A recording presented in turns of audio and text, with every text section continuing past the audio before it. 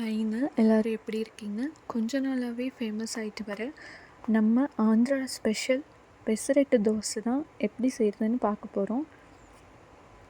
வாங்க வீடியோக்குள்ளே போகலாம்.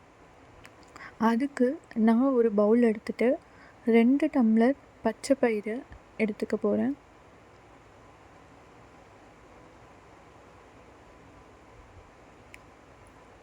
பாருங்கள், நல்லா க்ளீன் பண்ணி எடுத்துக்கோங்க. அப்புறம் ஒரு அரை டம்ளர் அரிசி எடுத்துக்கிறேன். இதை நம்ம தண்ணி ஊற்றி ஓவர் நைட்டு ஊற வச்சுக்கலாம். நல்லா முங்குற அளவுக்கு தண்ணி ஊற்றி விட்டுருங்க.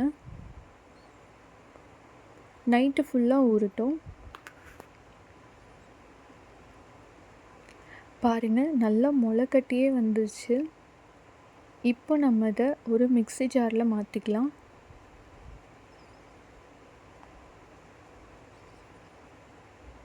ஒரு கட்டை விரல் சைஸ் இஞ்சி எடுத்து நறுக்கி வச்சுருக்கேன், அதையும் சேர்த்துக்கலாம்.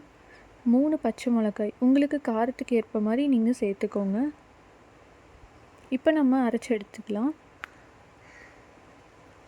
பாருங்கள், இந்த மாதிரி அரைச்சி எடுத்துக்கோங்க.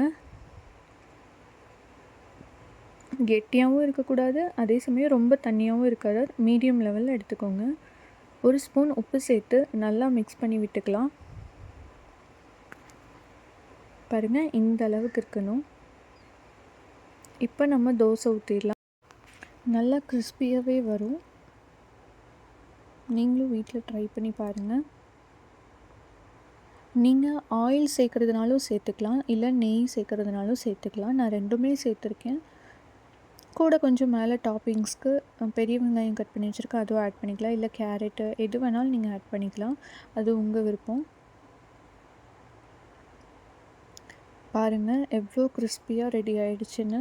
திருப்பி போட்டுக்கலாம். இப்போ நம்ம எடுத்து சர்வ் பண்ணிடலாம். நான் இதுக்கு கூட தொட்டுக்கிறதுக்கு தேங்காய் சட்னி தான் அரைச்சிருக்கேன். வாங்க எப்படி இருக்குன்னு டேஸ்ட் பண்ணலாம்.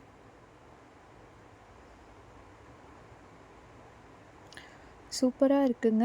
உங்கள் வீட்லேயும் நீங்கள் மறக்காமல் ட்ரை பண்ணி பாருங்கள். தேங்க்யூ.